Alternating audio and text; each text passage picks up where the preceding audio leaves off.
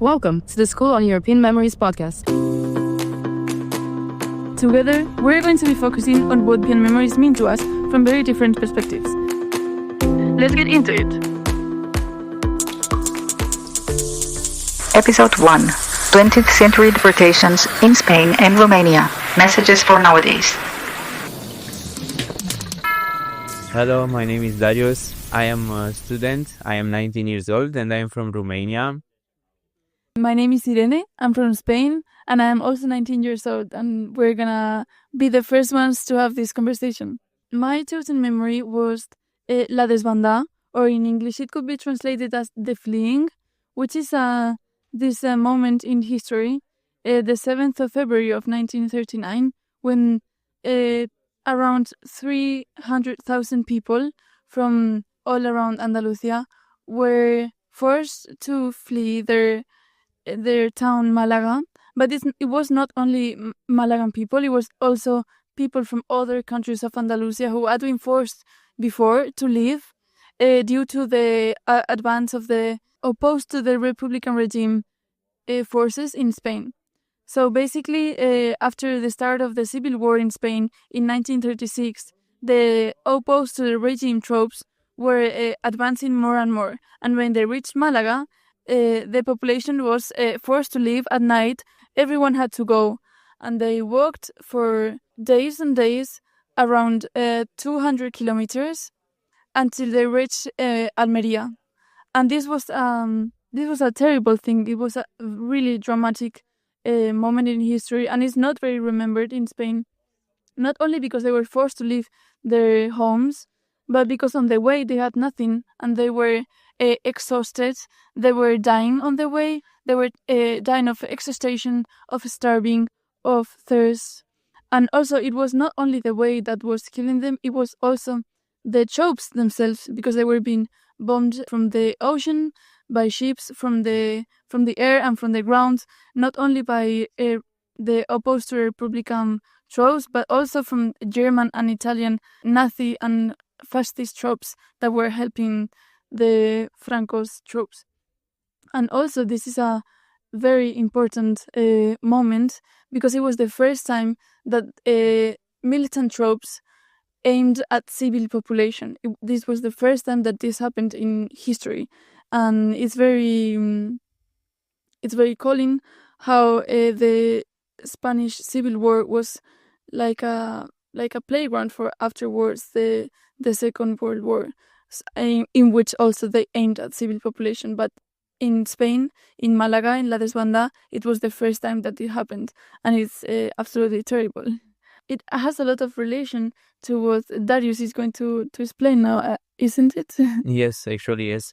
Because my memory is about also some deportations. The name in Romanian is like deportările în Câmpia Bărăganului. And this happened in 18th of June 1951 in a night. The communist regime, after 4 years, around 4 years, from when they took the power in the country, they came in the western part of Romania, in the Banat region, like the richest region in the country, and they just randomly took rich people, and in a night they put them in a train, and they woke up in the middle of nowhere, in the Bărăgan plain, which is like between Bucharest and the seaside of Romania. They didn't have anything there. They had to start everything from zero. And also part of them remained there. Part of them came back after years and years of living there. They have to take with them also their kids, and that's it. Like, they couldn't take anything from their homes. And when they came back, the communists took everything that they have in their houses and left them with nothing. And after the communism fall in 1989 in Romania, after the revolution, people which lived that moment used to have a commemoration every year in June, when they go and pray for the people which died there, and just remember about the thing. And this is one of a lot of other things and memories, which made the western part of our country like anti-communist. And also it's important to say that the anti-communism revolution started in Timișoara in western Romania, because the communist oppression started with these things in 1951. Like this was one of the biggest things that happened against people which worked to have these things, this richness, if we can say richness, because it wasn't a very big richness. And communist regime started with this, and in 1989, before Christmas, when they started the revolution against the communist regime, they really didn't have anything to put on the table for Christmas or for everyday life, because our last dictator, Nicolae Ceausescu, wanted to pay all the foreign debt that we have, foreign loans, and he did that, but he let the population without any food or something. Yeah, also the more you talk about it, the more relation I see between both historical moments, because what you talked about, coming back to the homeland, coming back to the previous town and not finding anything in there because they had taken everything. So for the Spanish people that had to flee in the Desbandá, it was also similar, because after they reached Almeria, walking by the road just by the ocean, so they walked in a road just near the sea, and they reached this other city. The troops had already taken Málaga, and later they took Almeria, so they had to continue fleeing. Some of them stayed in Almeria for a few years, and afterwards they come back to Málaga.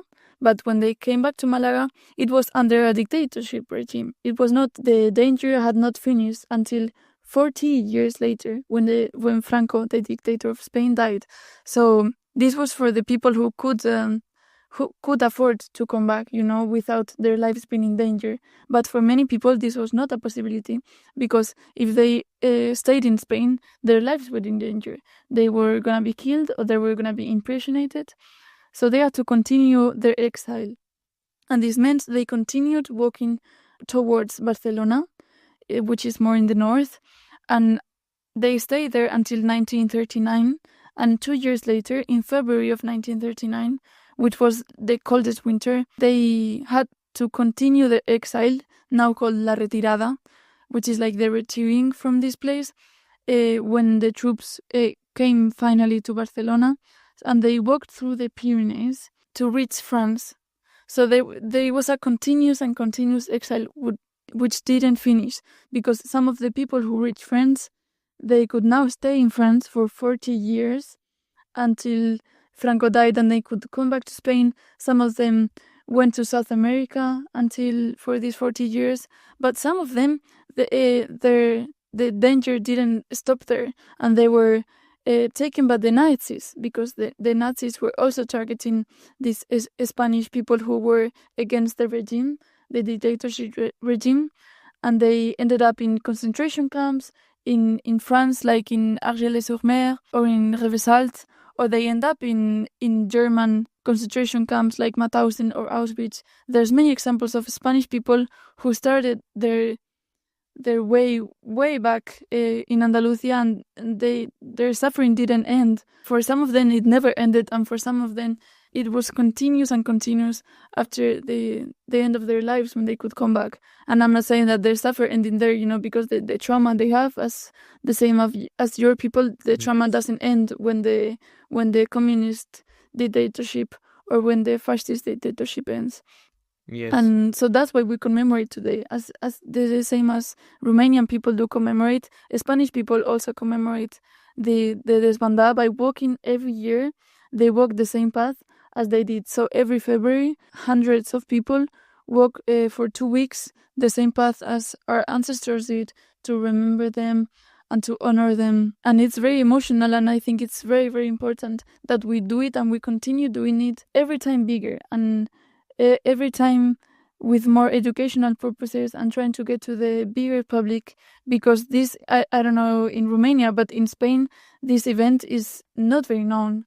It's only known by people who are interested in this theme. In Romania is exactly the same. Like only people which lived that moment, or old people or the older people remember about these deportations.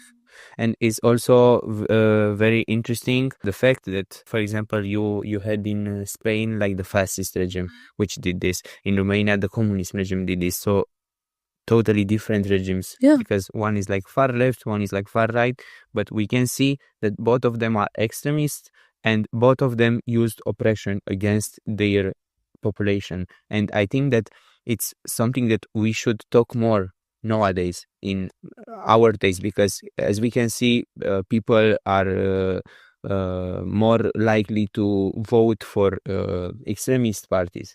And I think that we forgot the principal things that these regimes did before. And we also had a very short period of far right in Romania at the power, like with Garda de Fier, which also was like an extremist regime. All these extremist regimes actually do bad things against their population, even if at first they say that they will make their life better. Actually, the life is not getting better. So I think this is very important and people should talk more about nowadays. Yes, it's definitely important, not only for our past and to honor our ancestors, but for the present moment. It's urgent to remember what happened in the past, because it can teach us a lot about what we want in the present, what is happening in the present, and how our future is going to be. So I think it's urgent to remember. Idea, recordings and edition, Cesc Mainzer and Fernanda Zamuzi. Music and sounds, freesound.org. All episodes recorded at the Jean Monnet House on May 7, 2025, during the Third School of European Memories.